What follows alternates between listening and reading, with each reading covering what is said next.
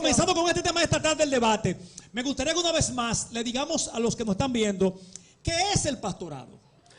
Mira, el pastorado es el oficio más noble que existe sobre la faz de la tierra. Incluso te voy a decir algo. Cuando Cristo iba a nacer en Belén de Judea, dice la Biblia que al único grupo de personas que Dios le anunció el advenimiento de su hijo fue a los pastores. Esa clase humilde, sencilla. Dice que había pastores en la misma región que velaban y guardaban la vigilia de la noche sobre su rebaño. Y allí Dios le envió un ángel, el cual le dio el aviso. Fíjate que a nadie más, con nadie más identificó el Señor. ¿Por qué con los pastores? Porque los pastores fueron a los que se le encargó el cuidado, la protección, la alimentación, la compañía, el producir la vida de Dios en la vida de la persona. El pastorado es el oficio inspirado por Dios a través de un llamado a un hombre ordinario, común y corriente, sin atractivo para que nadie lo desee, pero que Dios, por su gracia, por su amor y por su misericordia, Dios escoge ese hombre lleno de debilidades, de defectos, ese hombre lleno de problemas, pero que Dios lo forma y lo inspira para que él pueda ser un instrumento de buena obra en la vida de los demás. Ese es el pastorado. Pastor, este tema viene a propósito que hemos visto en los últimos tiempos pastores que han sido sometidos a mucho escándalo público. Y la gente ha dicho en las redes, hablar de un pastor muchas veces, es hablar de un bucón. Una gente que se la busca, según la gente entiende, una gente que se la busca, que lo que le gusta es que le den la ofrenda, que le den el diezmo. ¿Eso es real, pastor? ¿Por qué eso viene en estos tiempos? Sí, eso es real porque eso tiene que ver con personas que son asalariados. Jesús habló del buen pastor y habló del asalariado. Dice que el asalariado es aquel que todo lo que hace es por un beneficio. Este diseño disfuncional de pastorado no tiene nada que ver con el diseño original del pastor genuino que es inspirado por Dios. Existe el pastor motivado por sí mismo y el pastor bajo la inspiración, que es el pastor que conforme al corazón de Dios y es el hombre que dice la Escritura que da su vida por las ovejas. Mas sin embargo dice la Biblia que el asalariado huye cuando ve venir al lobo. El asalariado es un hombre que no se sacrifica por nadie. Es el asalariado. Es el asalariado. Él quiere que todo el mundo sacrifique por él. Y todo lo que hace lo hace por un beneficio. Hay gente que ha sido maltratada por los asalariados. Tenemos que tener bien claro esto. El perfil del pastor. ¿Cuál es el perfil? Porque ¿cuál es el perfil de un pastor asalariado que no tenga ese asunto, que lo que esté en búsqueda? Bueno, definitivamente la palabra de Dios habla claramente que el asalariado no se sacrifica por nadie. Dice que cuando llegue el momento del problema, él te va a soltar. Porque él no tiene cuidado de ti, a él no le importa tu vida. El buen pastor es a quien Dios le confió las ovejas y está dispuesto a morir por ellas. Ese es el verdadero pastor. El asalariado, cuyo Dios es su vientre, dice la Biblia, él solamente piensa en sus apetitos, en su agenda. Él piensa en su lucro, piensa en su beneficio, piensa en la lana, piensa en la leche, piensa en lo que va a recibir del rebaño, pero no invierte su tiempo, su vida para levantar una generación que glorifique y exalte el nombre del Señor. Tenemos mucha gente que ha comprado 25 sillas y ha abierto un local pensando que esto es un negocio y ha ido a lanzarse por lucro, como dice la Biblia, y son gente que le han hecho mucho daño al nombre de Dios, ocupando un llamado que él no es parte de eso porque Dios no lo designó para eso. ¿Y por qué Dios no mata a esa gente, pastor? Pero caramba. Espérate, señores, déjame hablar. ¿Por qué Dios no es mata a esos pastores que andan haciendo daño, maltratando a la grey, maltratando a las ovejas, sacando a la mala? Para todos, dice la Biblia. Usted no es lo que está respondiendo el pastor. Usted no lo invitan entonces. Diga, pastor. Mira, es muy importante que nos cuidemos del espíritu que había en los hijos del trueno. Ellos por todo querían descender juicio y querían eliminar a gente. En una ocasión a Jesús no lo recibieron en un lugar. No los recibieron en un lugar y vieron dos de sus discípulos. Señor, vamos a orar para que Dios descienda fuego del cielo y los elimine. Y Jesús les dijo, ustedes no saben de qué espíritu soy yo. Exacto. Dios es un espíritu diferente a nosotros, un espíritu bondadoso, clemente, misericordioso. A esos asalariados Dios no lo elimina porque Dios da la oportunidad de que un día reflexione y se convierta en su pecado. Claro. Y que salgan de esa vida haciendo daño. Porque te voy a decir algo, si Dios eliminara todo el que hace daño, no hubiera gente viva. No. Porque hay demasiada gente haciendo daño ¿A ti? Demasiada gente haciendo daño en este tiempo y por la gracia y por la misericordia de Dios están de pie. Porque te voy a decir algo, Joel. Dice la Biblia que Dios no quiere que nadie se pierda. Dios no quiere ni siquiera la muerte del impío.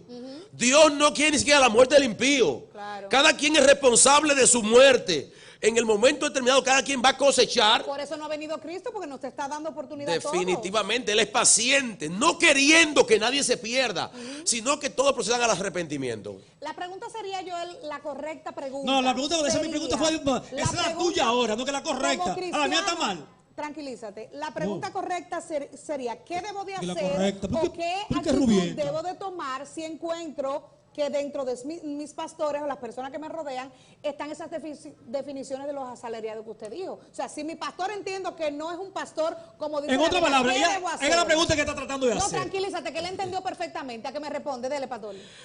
Bueno, mira, cuando tú estás debajo de una paternidad, como no, porque hay una verdadera paternidad y una falsa. Ay, ay, La ay. verdadera Ah, no, paternidad, se lo está complicando ya. Ay, La no. verdad- ¿Cuál es la verdadera- falsa paternidad? la falsa paternidad es una paternidad tóxica que te conecta a ti al corazón de un hombre y ese hombre te manipula y hace de ti lo que quiere contigo. La verdadera paternidad te conecta al corazón de Dios. Amén. Porque la paternidad genuina es un medio Amén. que Dios utiliza a través de un hombre que se convierte en un puente para que tú pases y lo conozca a Él. Jesús dijo esto, y esta es la vida eterna, que lo conozcan a Él, no a mí. El falso modelo de paternidad o paternalismo conecta a la gente al corazón del hombre. El corazón de ningún hombre puede producir transformación en otro hombre. Así Quien es. puede transformar el corazón del hombre es Dios. Entonces el modelo correcto del buen pastor es el pastor que conecta a la gente no a su corazón, sino al corazón de Dios para que él pueda ser transformado bajo esa vida que Dios imparte directamente hacia él. Pastor, usted habló del asalariado y habló de ese tipo de pastor. Entonces eso no nos lleva a una reflexión de que se necesita en la tierra una ley que rija el pastorado. Una ley que diga quién puede ser pastor y quién no. Para evitarnos eso y ya, acabamos con eso. Bueno, en la tierra no existe una institución alguna que pueda ratificar o validar lo que el cielo determina. Es decir, este credencialismo religioso tenemos que eliminarlo. Porque te voy a decir algo. Cuando Dios llamó al apóstol Pablo, ¿qué institución en la tierra va a darle un credencial a él? Cuando Dios llama en su Pero quizá soberanía. no hubiese el lío que hay ahora. No, siempre han existido esos líos, porque siempre ha habido asalariados. Siempre han habido falsos apóstoles, el cual dice ella que tienen que ser probados. La iglesia tiene que probar los falsos de lo verdadero. ¿Comprende? Tenemos que discernir el tiempo y conocer debajo de qué algo nos vamos a cobijar. Ahora, tenemos que tener claramente que muchos hombres en momentos determinados han querido atribuirse el criterio de ellos ratificar, validar lo que Dios llamó. Lo que Dios llamó está validado, ratificado por el cielo. Es la designación soberana de Dios, de quien Dios quiere que sea. El apóstol Pablo, cuando Dios lo llama, era un asesino a sueldo que buscaba permiso para eliminar gente y gente de Dios. Entonces dime, ¿qué organismo le iba a otorgar un credencial al apóstol Pablo? Dime, ¿quién? ¿Quién iba a reconocer el llamado de Dios sobre este hombre? Si este hombre lo que hizo fue daño. Incluso a quien Dios llamó para dar por él, que fue Ananías. Ananías fue por obediente, pero le chocó que este hombre Dios estaba llamando. A veces nosotros queremos pensar que el reino de Dios es algo humano. No, tenemos que entender que el llamado, Dios escoge lo vil. Dios escoge lo vil para que nadie se jacte en su presencia. Si hay algo que contamina la gracia es el mérito. El mérito contamina la gracia porque Dios le pone su gracia en quien no tiene atractivo para que nadie lo desee. Ahora, nosotros queremos muchas veces dar credenciales y queremos legalizar a Jesús. Le dijeron, ¿con qué autoridad tú haces las cosas que tú haces? ¿Cuáles son los permisos que tú tienes? ¿Quién te llamó a ti? ¿Quién te otorgó los credenciales para tú operar en ese ministerio? Entonces Jesús hizo otra pregunta. Tenemos que tener claramente que aunque el hombre que Dios llama tiene que ser formado, el carácter tiene que ser formado y ser validado por la constitución inalterable, que es la palabra de Dios, que es un tiempo de formación. Porque te voy a decir algo, Joel, hay mucha gente que está haciendo daño porque aunque quizás fue llamado, no ha sido consagrado. La consagración limpia tu vida y forma el carácter en ti para tú ser un hombre capaz de amar a la gente, de amar a Dios, de tener fe y ser obediente. Mira, se une con nosotros la pastora Kenia Emil, pastora. Bienvenida a mejor temporada Radio TV Show, pastora. Un aplauso a la pastora. En este escenario, en este. Claro. Muchísimas bendiciones del Señor. Ustedes saben que yo soy de ustedes. No, Así es, sabemos, con pastora. papel y todo. Así mismo. Pastor, este tema, el pastorado y la credibilidad.